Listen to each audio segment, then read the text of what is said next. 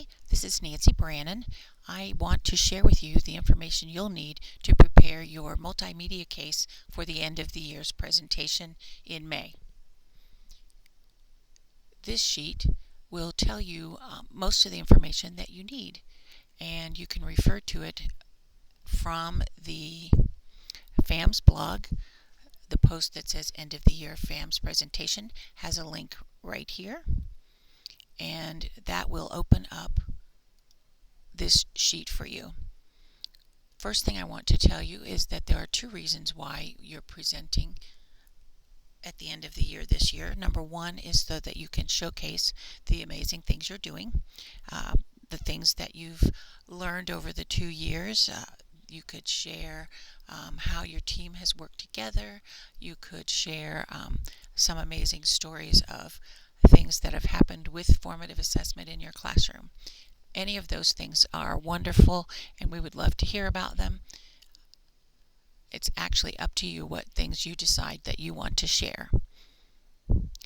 The second reason is that we want you to be able to have a PowerPoint presentation that you can use to present at conferences across the state, or do PD for other teachers, other staffs across your county perhaps. You are a teacher with a wealth of information now, and we want to help you be able to present that information to others so that the idea of formative assessment will be clear and understood by all teachers in Ohio. So that's the reason why. I also want to share with you the three pieces of information on this sheet.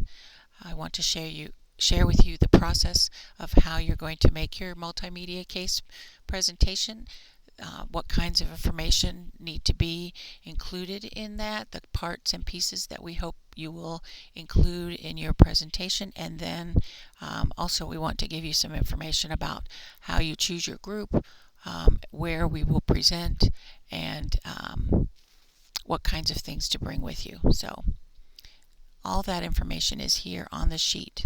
You'll also notice that the dates for our meetings are here. May 13th or May 14th are the 2 days that we'll be doing presentations in Columbus at the 4-H Center. And you will have some choices as to which day you're going to present and which part of the day you're going to be presenting in. But first, let me tell you about how to create your multimedia case presentation. Makes sense for you to reflect on your own first and think about the kinds of things you want to share from your years during this project. What kinds of things did you learn? What did you find interesting? What did you have the most success with? Those are the kinds of things we think would be appropriate for your presentation. So first you need to think on your own, and then begin to collaborate with those people that are going to be in your group with you.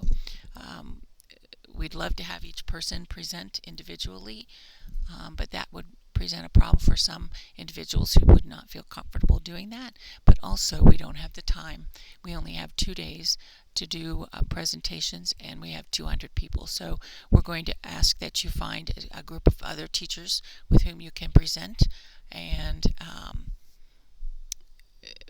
together plan a 15-minute presentation. When thinking about who you want to present with, you may want to think about people who are doing their inquiry on the same kinds of things that you are, or maybe you want to find people who teach in the same grade level that you do. It really is up to you who you present with. But we would love to know who that is before we actually get to May, so that we can inform the people that are coming what they might be able to choose from when they want to sit down and listen to one of the presentations.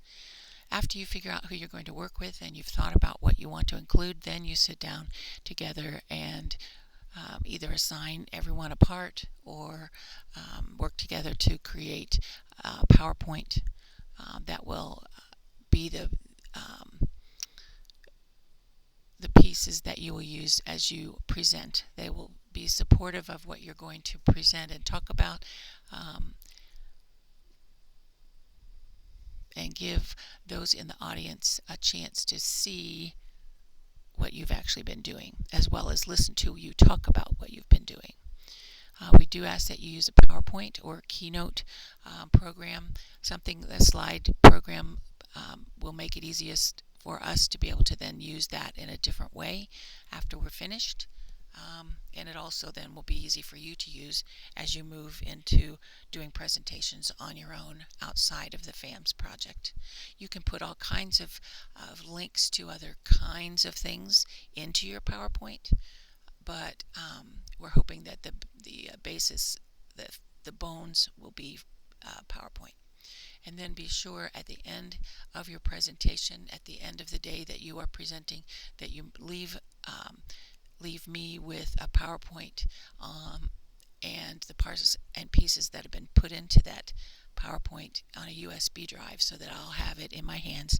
I'll have the original, and then I can use that for the FAMS blog or whatever else we're going to use it for. So that's the process. You reflect on what you want to do, you collaborate with other people at your building, you create your PowerPoint, and you submit it after you present it. So what do you need to put in that PowerPoint? Well, that's basically three things. We need to have some sort of an introduction that tells us who you are, who the others are on your team, where you're from, and that kind of thing. The second thing we need to have is a slide, or at least one slide, but it could be many slides, with pictures and information about how you implemented formative assessment and what impact it had on the students in your classroom. There's some hints here in this section that says implementation and impact. That will give you a few little hints. We ask that you be sure and get media release forms from anyone that's pictured, or for students' work or anything that you have, that we have the release forms for those people. And we also ask that you leave quite a bit of white space on the screen.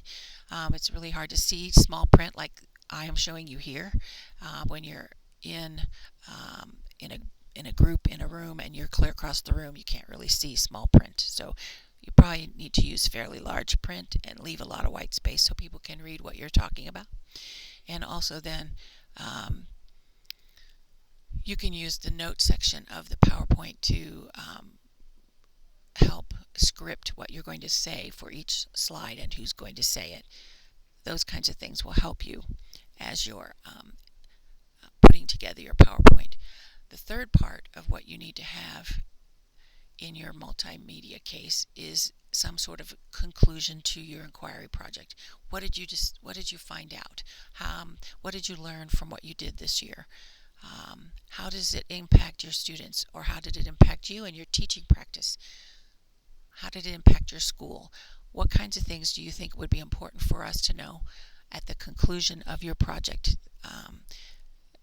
How did it go for you, and what did you learn?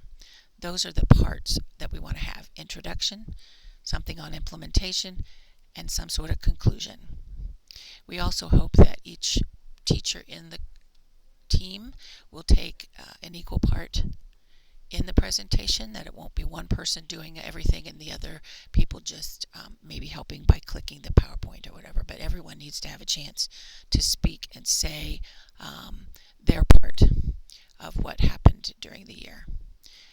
The only other thing I want to remind you of is that we will be presenting at the 4-H Center, and that we need to have some sort of idea of